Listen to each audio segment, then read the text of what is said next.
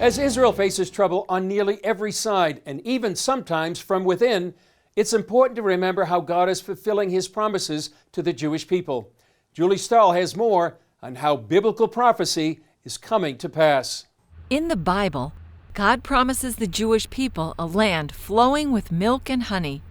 And while it's a sign of abundance, it's also literal. In fact, milk and honey is critical. It's used 20 times in Scripture. But when the Jewish people returned from 2,000 years in exile, they found a barren desert land.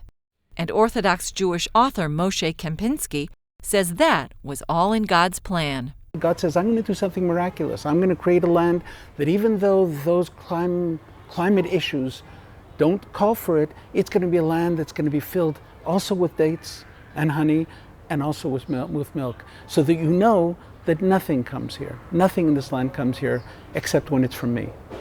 And God has delivered on that promise. We consider leaders in that production of milk in the world.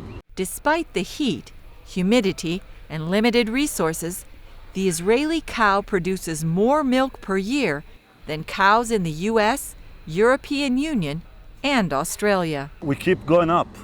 Ronen Gal manages operations for the dairy at Kibbutz Yotvata, the largest milking facility of its kind in the country. The milk production in Israel is very clever. It's very high-tech. And what about the honey? Most believe honey in Bible times probably came from date trees. Botanist Dr. Elaine Salaway emigrated from the U.S. and settled not far from Yotvata on Kibbutz Keturah in 1974. Actually, I started out here as the head of the orchard branch. And of course, that was kind of funny because at that time we didn't have any orchards.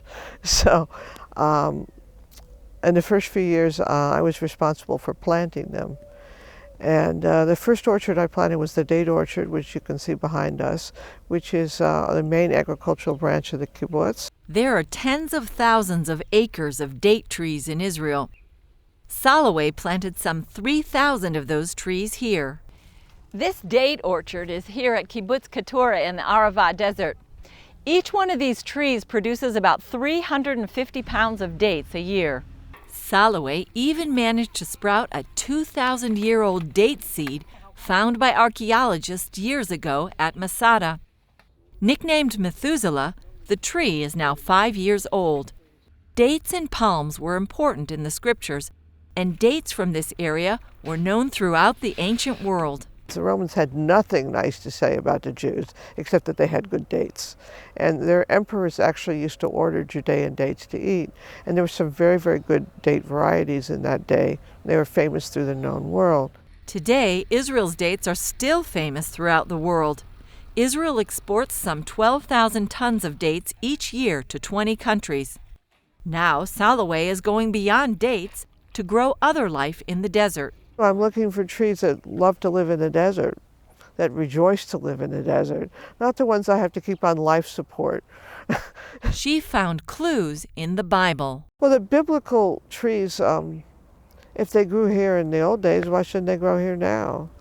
We reintroduced frankincense and myrrh, which had probably been introduced at the time of King Solomon.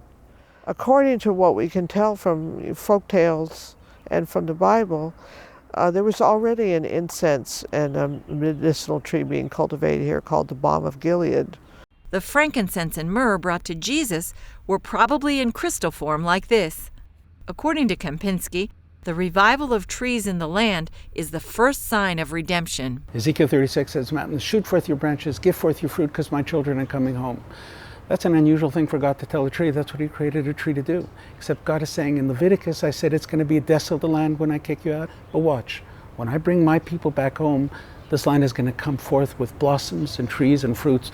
So, he says, every date you eat and every glass of milk you drink here is like prophecy being fulfilled. Julie Stahl, CBN News, Kibbutz Keturah, Israel.